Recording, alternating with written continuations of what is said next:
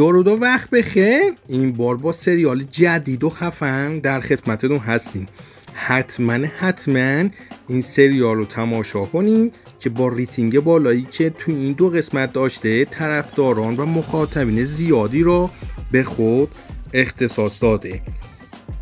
داستان سریال به این صورته که یه گروه خلافکار به اسم یتیمان به سرپرستی یعقوب بابا که فقط یتیم ها میتونن وارد این گروه بشن که شامل 6 نفر هستن و همشون هم یتیم هستن که اشرف تک نه تنها در ترکیه بلکه در بیشتر جاهای اروپا هتل داره و البته قمارخونه هم داره و جزو خطرناکترین و مکارترین و بی‌رحم‌ترین عضو این گروه هست و پلیس هم میخواد هر طور شده این گروه خطرناک رو در تله خودش بندازه و اونا رو دستگیر کنه.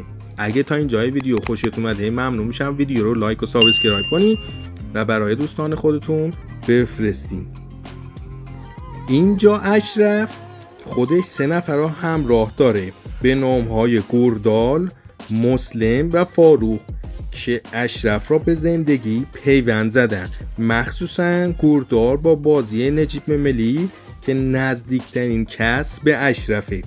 مسلم هم بهش میگن مسلم گرگ که توی زندان با اشرف آشنا شده و 12 سال هم حبس کشیده و تا حالا هم خیلی ها را کشته. و نفر سوم اسمش فاروقه که حساب کتابای اشرف ها میکنه و درس خونده و دانشگاه رفته هم هست. حالا میریم سراغ اصل داستان.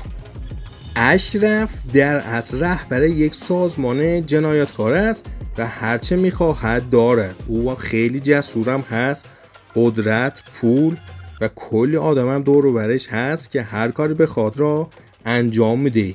او در حالی که 10 ها زن در اطراف خود آرزوی او را دارند ولی او زندانی یک عشق است که نامش را نمیداند و حتی نمیتواند تصویر او را در ذهنش به یاد بیاورد. اشرف سالها پیش یک دختر را یک بار دید و نامش را رویا گذاشت. او در مزرعه‌ای به همراه عمویش به عنوان کارگر فصلی کار می‌کردند و رویا را اونجا دیده بود. اگرچه پس از رفتن او رد او را از دست داد اما دست از جستجو بر نداشت و همیشه پیگیر این قضیه بود. سالها بعد در حالی که او به عنوان بخش مهمی از دنیای زیرزمینی جنایتکاری به اسم یتیمان به زندگی خود ادامه میداد با زنی به نام نیسان آشنا شد. اشرف بعد از عشق خیالیش به رویا برای اولین بار به دوست داشتن کسی نزدیک میشد بدون چه نقشه های شومی براش ترتیب دادن. امیدوارم این سریال رو حتما ببینید و لذتشو ببرید و ما رو هم همیشه حمایت کنید.